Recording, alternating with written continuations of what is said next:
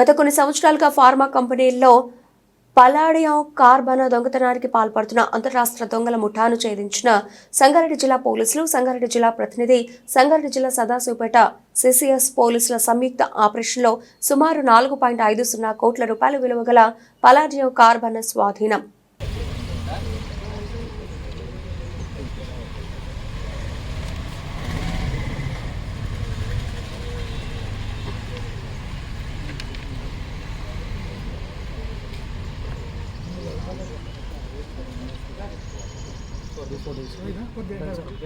Photo मुक्त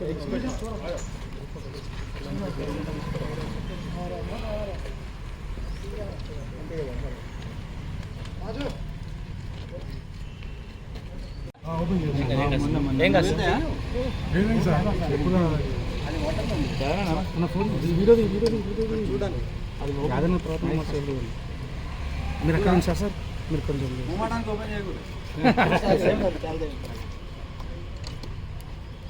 ఏం కాదు వాళ్ళు కార్లో పట్టుకుపోయారు సంచులలో పట్టుకుపోయారు కాబట్టి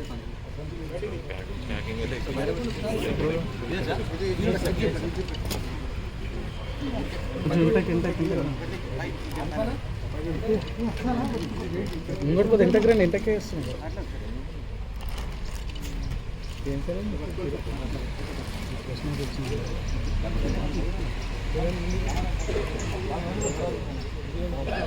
సరే ఇంకా మొత్తం తిన్నారు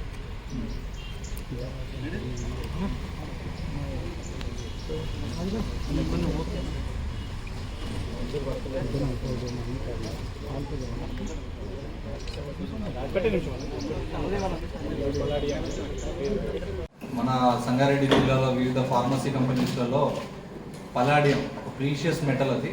సో ఈ పలాడియం చాలా ప్రాసెసింగ్లో యూజ్ చేస్తారు. సో ఇది సిల్వర్ కంటే చాలా కాస్ట్లీ. సో దీనిలో 5%, 10% అనే క్వాంటిటీలో కాంపోజిషన్లో ఈ పలాడియంని చాలా వరకు యూజ్ చేస్తారు. సో దీన్ని చాలా వరకు ఒక 3 కేసెస్లో మనకు దొంగతనాలు జరిగాయి. So last year Neuland pharma కంపెనీలో, దాని తర్వాత అరిన్ లైఫ్ సైన్సెస్ ఈ ఇయర్, ర్యాంపాక్స్, బుల్లారం లిమిట్స్లో ఇలా వివిధ ప్లేస్లో దొంగతనాలు జరిగాయి. సో రీసెంట్గా లాస్ట్ వీక్ సదాశివపేటలో Arin life sciences unit number 3లో దాదాపు 120 కేజీల పలాడియం దొంగతనం జరిగినట్టు ఆ కంపెనీ మేనేజ్మెంట్ వారు కంప్లైంట్ ఇవ్వడం జరిగింది. అది 58/2025 క్రైమ్ నెంబర్ కింద కేసు రిజిస్టర్ చేసి సదాశివపేట పోలీసులు మరియు సంగారెడ్డి సిసిఎస్ పోలీసులు సంయుక్తంగా వివిధ ప్లేసెస్లలో రైడ్స్ చేసి వివిధ మెంబర్స్ని పట్టుకోవడం, మెటీరియల్ సీజ్ చేయడం జరిగింది. సో దీనిలో ఒక పెద్ద అంతర్రాష్ట్ర ముఠాని పట్టుకోవడం జరిగింది. సో వీళ్ళ మోడస్ ఆపరెండి ఏంటంటే, ఇలా ఫార్మసీ కంపెనీస్లలో స్టోర్ మేనేజర్స్ ఎవరైతే ఉంటారో ఆ కంపెనీలో బ్లూ ప్రింట్ ఎవరికైతే అవైలబుల్గా ఉంటుందో వాళ్ళతోటి మచ్చిక చేసుకుని ఈ పలాడియం మెటీరియల్ ఎప్పుడైతే కంపెనీలోకి వస్తుందో అప్పుడు లోపల పనిచేసే వాళ్ళతో ఇన్ఫర్మేషన్ తీసుకొని ఒక గ్యాంగ్ని అక్కడ పంపించి దాన్ని దొంగతనం చేసి దాన్ని మళ్ళీ ఇల్లీగల్గా బ్లాక్ మార్కెట్లో అమ్మడం జరుగుతూ ఉంది. సో దీనిలో భాగంగా అల్లం సాంబశివుడు అని మెయిన్ పర్సన్. ఈ అల్లం సాంబశివుడు దాదాపు ఇప్పటికి ఒక 8 కంపెనీలలో పనిచేయడం జరిగింది. ఇతను పీజీడీఎం మెటీరియల్ సైన్స్ చేసి వివిధ కంపెనీస్లో చేసినప్పుడు ఆ స్టోర్ మేనేజర్గా చేసినప్పుడు ఆయనకి మెటీరియల్ మీద చాలా ఐడియా ఉండే.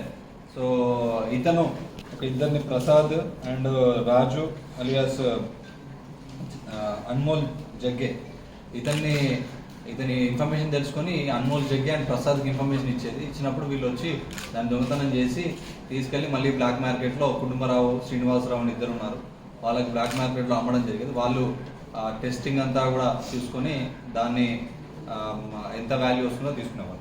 సో దీనిలో ఇంకా డీటెయిల్గా వెళ్తే దాదాపు ఇక్కడే కాదు, ముంబైలో, పూణేలో కూడా ఇట్లాంటి దొంగతనాలు, ఒకటి గుజరాత్లో కూడా ఒక కేసు ఉన్నట్టుగా సస్పెక్ట్ చేస్తున్నాం. సో అది కూడా వాళ్ళ బీదర్లో, కర్ణాటకలో ఉంది, పూణేలో, ముంబైలో అండ్ గుజరాత్లో కూడా కొన్ని కేసెస్లో, కొన్ని పలాడియం థెఫ్ట్ కేసెస్లో ఐడెంటిఫై చేయడం జరిగింది. వాళ్ళందరికీ కూడా ఇన్ఫర్మేషన్ ఇచ్చినాం.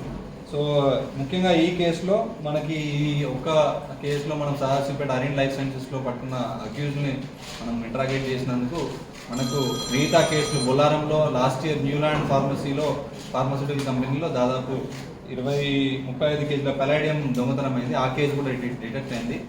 దాంతోపాటు ఒక 2 మంత్స్ 3 మంత్స్ బ్యాక్ మనకు బొల్లారం పిఎస్ లిమిట్స్లో ర్యాంపాక్స్ కంపెనీలో కూడా దాదాపు ఒక 10 కేజీల దొంగతనం 8 కేజీల పలాడియం అనే దొంగతనం అయింది. దానికి ఆ కేసు కూడా డిటెక్ట్ చేయడం జరిగింది. దాంతోపాటు బీదర్లో సాయి లైఫ్ సైన్సెస్ అని ఒక 15 నుండి 17 కేజీల కార్బన్ పౌడర్ని తీసుకోవడం జరిగింది. అది కూడా ఈ కేసులో డిటెక్ట్ అయింది. సో దీనిలో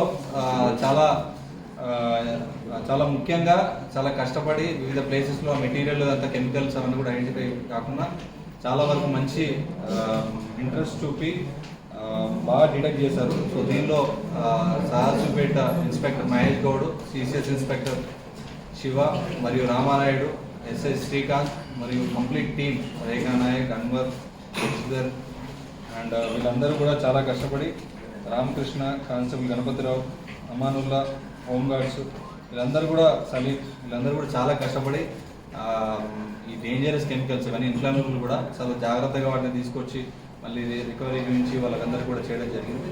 దాదాపు ఇప్పటి వరకు ఒక 4.5 కోట్ల విలువైన పలాడియంను రికవరీ చేయడం జరిగింది. దీంతోపాటు ఒక అంతర్రాష్ట్ర ముఠాను బస్ట్ చేయడం జరిగింది. సో ఈ సందర్భంగా వీళ్ళందరినీ అభినందిస్తున్నాం. ఇంకోటి ఏంటంటే ఫార్మసీ కంపెనీస్ సంగారెడ్డిలో ఉన్న కంపెనీస్ అన్నిటికీ కూడా మళ్ళీ చెప్పడం ఏంటంటే మీకు it's a request as well as a suggestion and warning also. So physical security చాలా ఇంపార్టెంట్. మీరు మీ కంపెనీస్లలో ఏదైనా చిన్న లోటుపాట్లు ఉంటే దాన్ని కప్పుపుచ్చుకోవడానికి అవి బయటపడతాయని చెప్పేసి ఈ సీసీటీవీ కెమెరాస్ పెట్టకపోవడం లాంటివి చేయదు. ఖచ్చితంగా సీసీటీవీ కెమెరాలు ప్రతి కంపెనీలో ఉండాలి.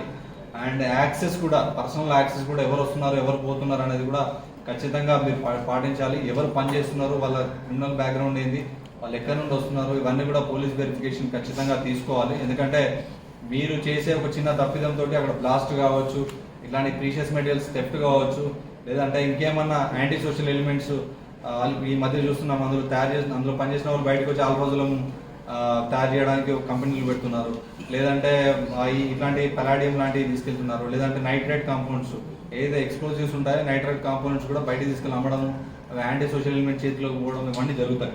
సో ఖచ్చితంగా ఫిజికల్ సెక్యూరిటీ మెజర్స్ ఖచ్చితంగా తీసుకోవాలి. యాక్సెస్ కంట్రోల్ ప్రాపర్గా చేయాలి. ప్రతి ఎంప్లాయీ వెరిఫికేషన్ అనేది కంపల్సరీ చేయాలి. అండ్ సెక్యూరిటీ పర్సన్స్ని 24/7 ఖచ్చితంగా మీరు పెట్టాలి. అండ్ మీ కాంపౌండ్ను కూడా ప్రాపర్గా ఫెన్సింగ్ చేయడము, చుట్టూ లైటింగ్ పెట్టుకోవడము, దానికి సీసీటీవీలు పెట్టుకోవడం లాంటివి చేయాలి. అండ్ రెగ్యులర్గా ఈ మెటీరియల్ ఆడిట్స్ కూడా మీరు కంటిన్యూస్గా చేస్తే థెఫ్ట్ జరుగుతుందా లేదా అని తెలుసు. నేను ఒక కంపెనీలో ఇందులో రికవరీ చేసిన తర్వాత ఆ కంపెనీకి అసలు పోయింది కూడా తెలియలేదు. సో దొంగ చెప్పేవారు. సో మళ్ళీ మేము చెప్పి మళ్ళీ వాళ్ళు ఆడిట్ చేయమని చెప్పడం కూడా జరిగింది. రెగ్యులర్ ఆడిట్స్, ఆ సప్లై చైన్లో ఎవరెవరు ఏమేమి చేస్తున్నారో ఎక్కడెక్కడ పోతుంది అనేది మానిటర్ చేయడం జరుగుతుంది. ఏదో మీ సర్టిఫికేషన్కి ఇబ్బంది అవుతుంది, లేదంటే మీ ర్యాంకింగ్కి ఇబ్బంది అవుతుంది, మీది పర్మిషన్స్ పోతాయి, అక్రిడిషన్స్ పోతాయని చెప్పేసి సీసీటీవీస్ పెట్టకుండా వదిలేస్తే ఊరుకునేది లేదు. ఖచ్చితంగా సీసీటీవీలు పెట్టాల్సిందే. సీసీటీవీలు పెట్టి అండ్ యాక్సెస్ కంట్రోల్ కూడా ప్రాపర్గా చేస్తే ఇలాంటి దొంగతనాలను కూడా నివారించడం జరుగుతుంది. లేదంటే ఒక దొంగతనం మీ యొక్క డెలిబరేట్ నెగ్లిజెన్స్ వల్ల ఇలాంటి దొంగతనాలు చేస్తే మాత్రం ఖచ్చితంగా నెక్స్ట్ టైం యాజమాన్యాల మీద కూడా కేసులు పెట్టడం జరుగుతుంది.